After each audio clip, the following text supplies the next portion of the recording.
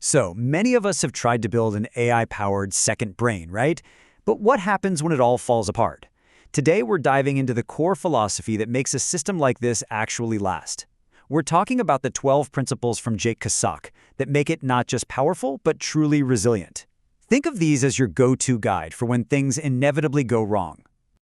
I mean, we've all been there. You set up this amazing, complicated system to organize your entire life, and suddenly you realize you're spending more time managing the system than actually, doing the work. It's this classic trap, and it's the exact problem these principles are designed to fix. And here's the thing, you don't need to memorize all 12 of these. Not at all. Think of them more like a constitution for your system. They are the fundamental logic, the first principles you can always come back to. So when your system starts to feel clunky or you're falling behind, I guarantee one of these principles holds the answer. Okay, so we've grouped these 12 ideas into 5 key sections to make them super easy to digest. We'll kick things off with why most systems fail in the first place. Then we'll define your one and only job versus the AI's. After that, we'll get into how to talk to your system smartly, cover the rules for keeping it simple, and then we'll finish with what might be the most important part, building a totally guilt-free framework. All right, Section 1, Why Systems Fail. The core problem, the big one, is friction. See, every extra click, every complex rule, every little step you add to your system, it creates this tiny bit of resistance. And over time, all that resistance builds up until you just stop using the system. It becomes too much work. So, Section 2, you versus the AI. The answer to all that friction is a really radical division of labor.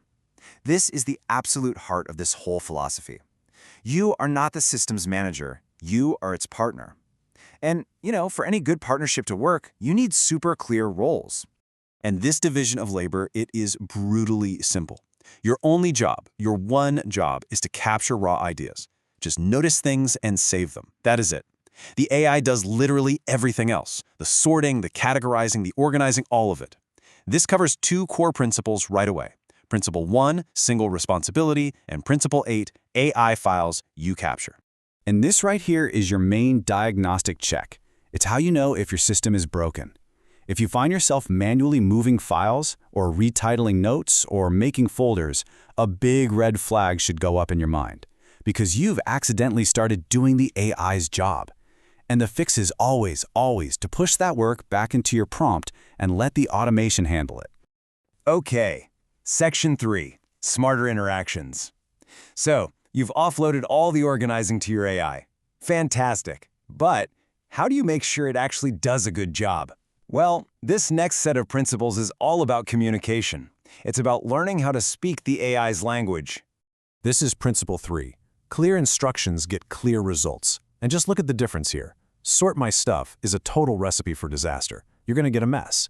But when you give the AI a detailed blueprint, the exact categories, the templates to use, the rules for what to do when it gets confused, you get something incredibly useful and reliable every single time.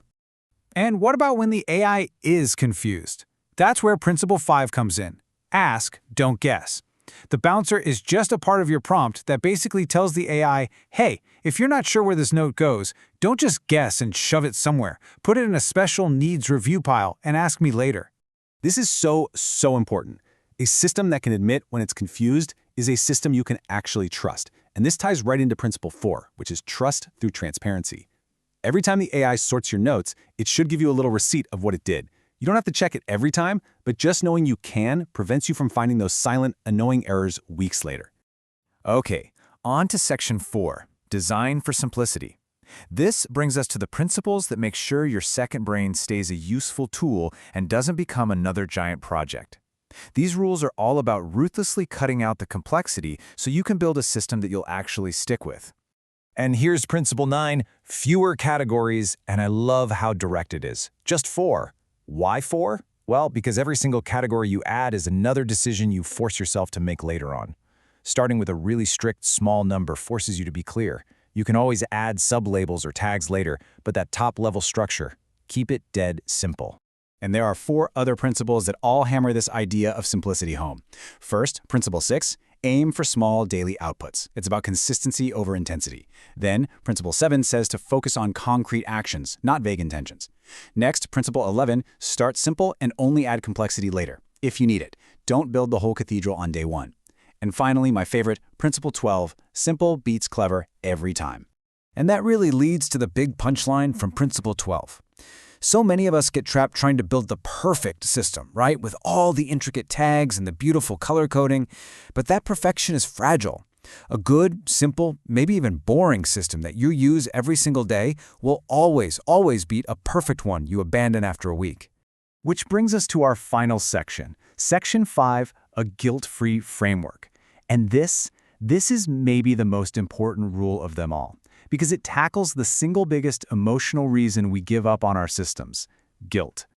This is Principle 10, designed for restart. Think about it.